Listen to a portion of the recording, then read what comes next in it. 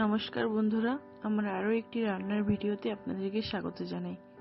আজকে আমি বাঙালির পছন্দের বাসন্তী পোলাও আর চিকেন কষা বানিয়েছি। পুরো ভিডিওটা দেখার অনুরোধ রইল। খুবই সহজ পদ্ধতিতে আমি বানিয়েছি। আপনারা অবশ্যই পুরো ভিডিওটা দেখবেন আর বাড়িতে একবার বানাবেন অবশ্যই।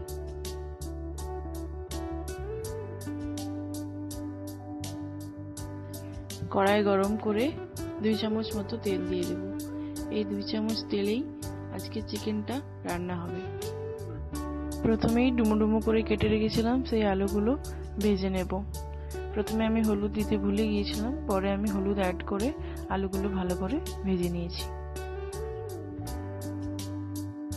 এরপর ওই তেলেই 1/2 চামচ গোটা জিরে আর 1/2 চামচ গোটা ধনে দিয়ে দিলাম। কিছুটা গোলমরিচের লবঙ্গ আর 2টো এলাচ ফাটিয়ে দিয়ে দিলাম। মিডিয়াম সাইজের 3টে পেঁয়াজ কেটে রেখেছিলাম, সেটা আবার ওই তেলে দিয়ে দিলাম। ভেজে নেব ভালো করে। মাঝখানে 2বার ঢাকা দিয়ে ভালো করে নেড়ে চেড়ে পেঁয়াজটা নরম করে ভেজে নিয়েছি। এরপর 2 চামচ আদা, রসুন আর কাঁচা লঙ্কা বেটে রেখেছিলাম, সেটা দিয়ে দিলাম। ভালো করে কষিয়ে নেব যতক্ষণ না কাঁচা গন্ধটা চলে যায়। কষানো হয়ে গেলে একে একে শুকনো মশলাগুলো দিয়ে দেব। 1/2 চামচ জিরে গুঁড়ো, 1 চামচ ধনে গুঁড়ো আর চিকেন মশলা 2 চামচ আর স্বাদ মতো লঙ্কার গুঁড়ো।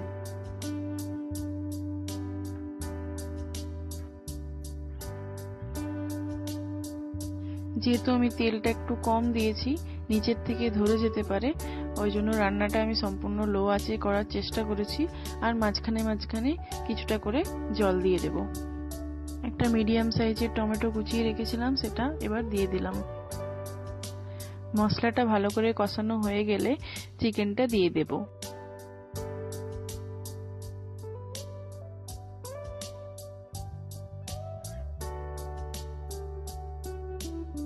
এরপর ভেজে রাখা আলুগুলো দিয়ে দেব। ভালো করে চিকেন, আলু আর মশলাটা একসাথে কষিয়ে নেব। যদি মশলা ভালো করে কষানো হয়, তাতে তেল যদি কম যোগ করা হয় কোনো অসুবিধা নেই, স্বাদের কোনো রকম কোনো হেরফের হয় না। সামান্য একটু জল দিয়ে দিলাম আর 2 চামচ নুন দিয়ে দিলাম।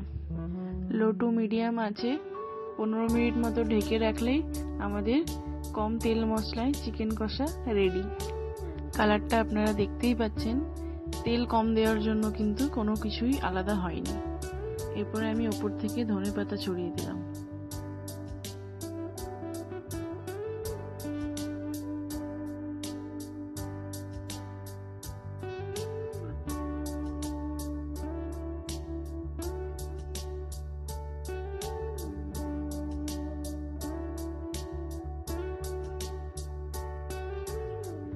বাসন্তী পোলাও বানানোর জন্য আমি এখানে গোবিন্দভোগ চাল নিয়ে নিয়েছি 2.5 কাপ মতো। সেটা ভালো করে জলে ধুয়ে নিয়েছি। একবারই জলে ধোবেন, এর বেশি না ধোয়ারই চেষ্টা করবেন, নইলে গন্ধটা চলে যাবে। এরপর একটা থালার মধ্যে এটা মেলে রেখে একটু ঝরঝরে করে নিয়েছি।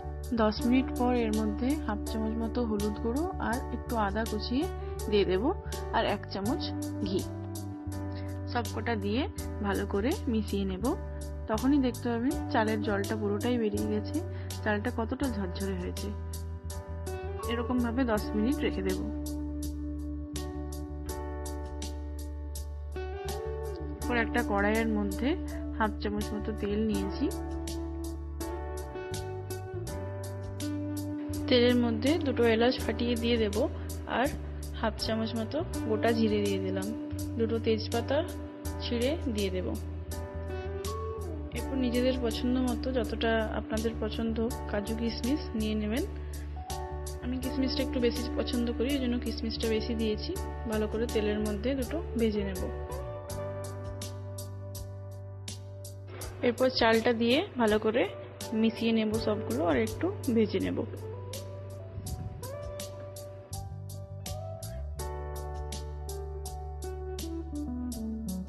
এরপর পরিমাণ মতো জল দিয়ে দেব। আমি এখানে 2.5 কাপ চাল নিয়েছিলাম, তাই 5 কাপ জল দিয়েছি, মানে যতটা চাল তার ডবল পরিমাণ জল। 1/2 চামচ নুন দিয়ে দিলাম আর 1 চামচ চিনি দিয়ে দিলাম।